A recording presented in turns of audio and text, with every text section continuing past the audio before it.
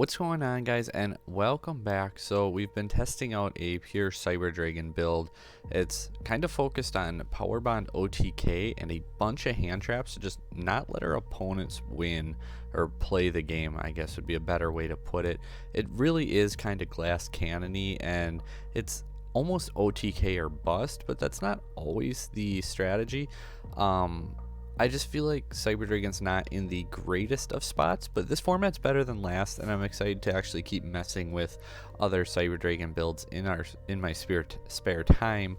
But for the most part, I really just like, we could play so many hand traps. Let's go OTK or bust and see what happens. And we have he normal summons Reno Heart, and I mean, like, what are the odds of this hand? Like, he opened Havness, Merly, Double, Reno, and Planet. This is new Banlist, by the way. Like, he opened that. So he's already got all of his names in hand. It was just kind of crazy.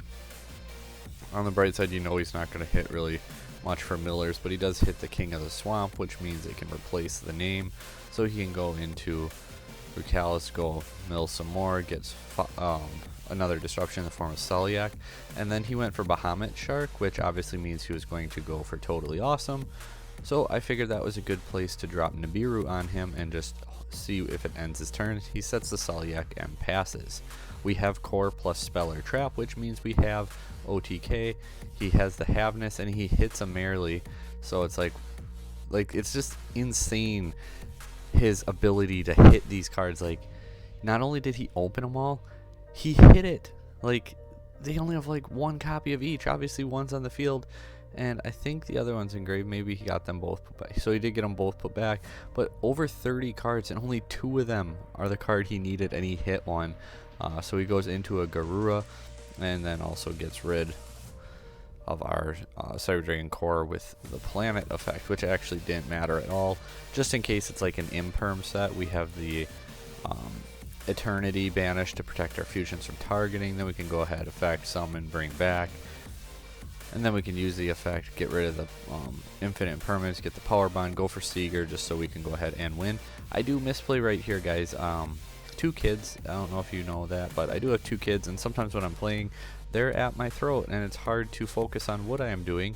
And I think this is actually the time where my daughter fell off the couch next to me, so I was more focused on helping her. I forgot to send 2 with Rampage, which ends up being game, essentially. I didn't want to pop the back row just in case it enabled him to do anything because it was Tearlaments, and I wasn't really afraid of it. Had we sent 2, we would have had 2 more attacks and obviously had won the game.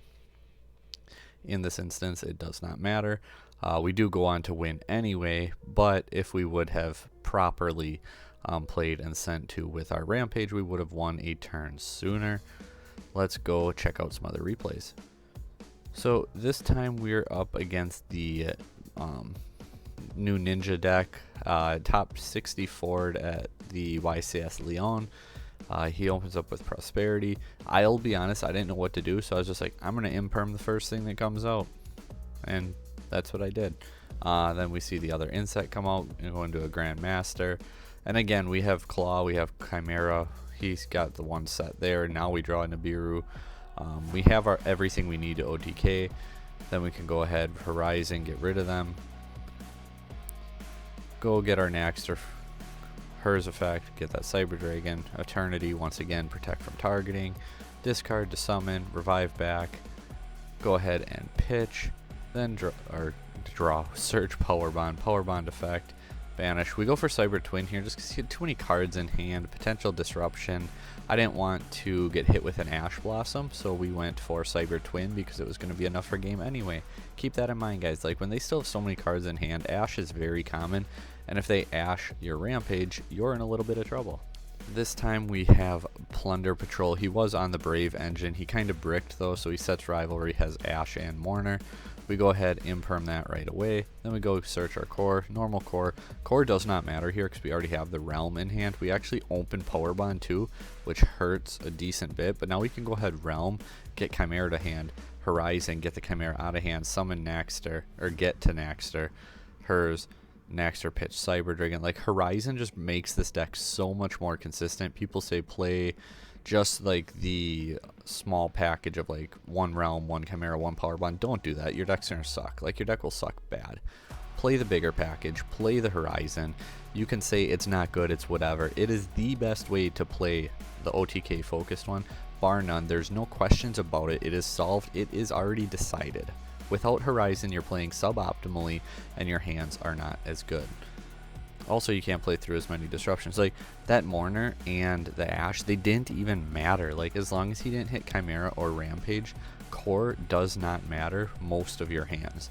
People don't know that because Core is typically the most important card, but Core does not matter most hands. So keep that in mind. It's just pretty nice that way. Now let's go ahead and jump on into the deck profile. We just had the 3 replays. If you skipped right to here, well then welcome here. I just gave a quick mention on how if you're not playing Horizon, you're playing this build improperly. So here is the deck list that I've been playing. Really happy with it, and we will explain everything as good as we can now. I'm going to run through kind of in sections here. We have 3 core, 3 claw, 3 emergency, 2 realm, and 1 horizon. Why these 12? These 12 are all combo. If you open any one of these, I mean, if you open this row or this row, you do need a name. I shouldn't say a name, an attribute basically to send off the horizon in your hand, but that's pretty easy. So, you know, one of your 12, or I guess in this case, one of your 9, because if you have core, that's combo anyway. But we got 12 names for the horizon. We got 12 starters for consistency. We got 2 prosperity because it's basically 14 starters at this point. The 1 power bond because we're not super worried about getting milled. And I was like, ooh, Kashtira, what if they end up banishing it like out of your deck? Well, we're playing a lot of hand traps to prevent that from happening, so I'm not that worried about it as well. Playing double thrust, 1 talent, so we're basically playing 3 talent, 3 feather duster, 3 change of heart, 4 prosperity. If you look at it, you can search out power bond if you want, you can search out emergency, you can search out horizon. There's so many cards that this card can search, and it makes side decking easy too because you can go 1 evenly, 1 D barrier, 1 lightning storm, things like that, and actually see them consistently. It's pretty fun, it's pretty awesome. Why do we have the monster ratio we do? These 6 should be pretty self-explanatory. They're starters. These are cards that start your plays. These are cards that you want to open. These are cards that are needed for combo, Hers and Cyber Dragon. They're cards that you really don't want to open, you really don't want to see them, but you need to have access to them. And same as Chimera, so we do just play 1 of each of them. I was on 1 Naxter at first too, but I was like, you know what, if I don't open core, having just the 7 names is not enough. I wanted to play at least 12 names total if core gets negated, if I open multiple, if I just don't open it at all. I wanted to play a total of 12 names, and I was like, do I bump up Cyber Dragon? It's like, well, Special Summon Cyber Dragon doesn't really do anything. Plus, we have like our play lines of Core, Chimera, Seeger, Rampage, so it's only 4 summons. We already play around Nibiru. If you special summon Cyber Dragon, you're not playing around Nibiru. Now you're playing into Nibiru more often than not. I mean, I guess you could special Cyber Dragon if you have your line to your Chimera, use Chimera, then link your Seeger, and it's still 4. But otherwise, if you need to normal your core or things like that, or normal your Naxter to revive your Chimera, now once again, you're getting Nibiru'd, and Nibiru is going to be popular in this format. So the standard playline goes around Nibiru, whether doesn't matter which starter you open or which one you go with. And I was like, you know, Naxter is kind of nice to open, plays through disruption. If you get it sent to the grave, you can revive it, and like late game, if it gets negated and then they remove it and you top deck into one, having another Naxter isn't bad. So that's why we maxed out on the Naxters, because I felt like aside from core, it's the best card in this build. Cyber Dragon monster, that is best in the build. So again, 12 starters, 12 names. Second best name because it's revival, it's semi-grind game, and it's actually not too bad to open. Prosperity, consistency, shouldn't need to say much. And also, you might say, well, then you do half damage. This is a OTK build. This is focused on OTK. OTK or bust is what you said. If you open your prosperity, you use it. If you have any monster in hand, you can OTK through prosperity. So let's say you open core. You normal summon your core, you search out your realm, you play your realm searches your Chimera.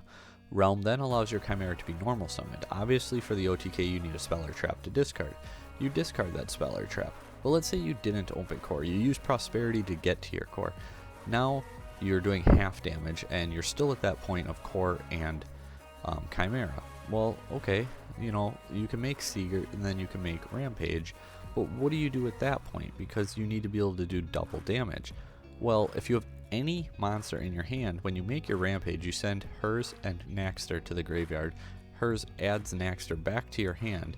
You discard any monster in your hand, summon it, revive Seeger, and now you can deal over 18,000 damage very easily. So any spell or trap, any monster, and if you see the deck list, that is very easy to accomplish, plus your one starter, that is game. Ooh, 3-card combo be bad. Well, 2 are just very generic discards, so it's not that bad because we're not in a hand-ripping, hand-looping format, luckily.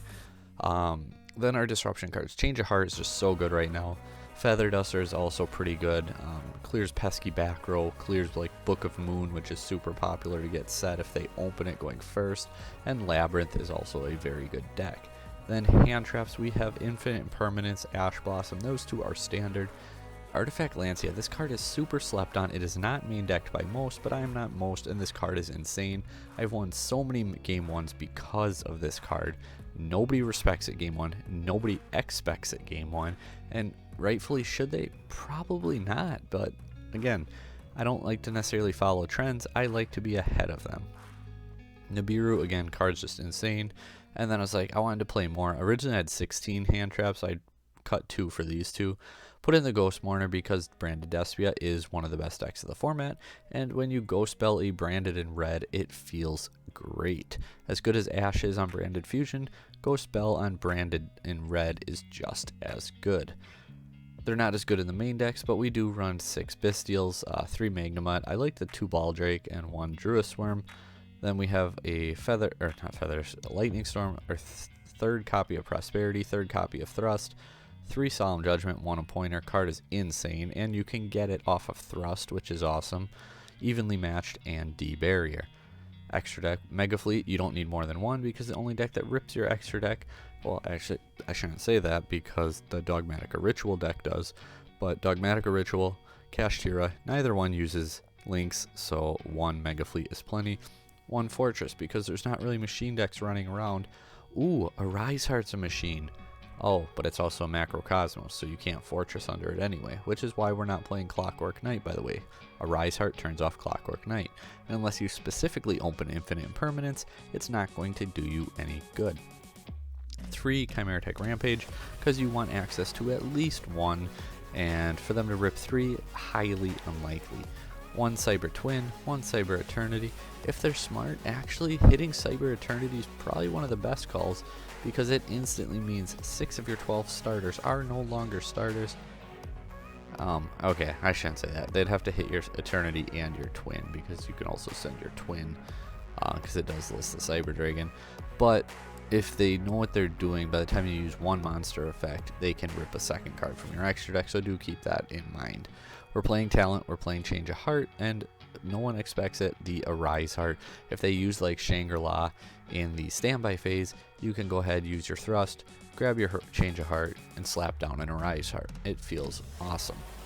Double Lingaribo, because if they Ibble you, you want to be able to out it. 1 Anima, 1 Seeger, 1 Pentastag, because when I was debating playing Book of Moon too, or like if they Book of Moon, being able to do piercing damage is always really nice. 1 Asa and 1 Dark Charmer. Again, if you steal their monster, Bystials, things like that. So this is the deck profile. Let me know down below what you think. How were the replays? What would you change? What did you like? What did you dislike? And again, guys, Cyber Dragon, way better this format than last format. We're going to keep messing with them and see what we can't do. Thank you guys for watching.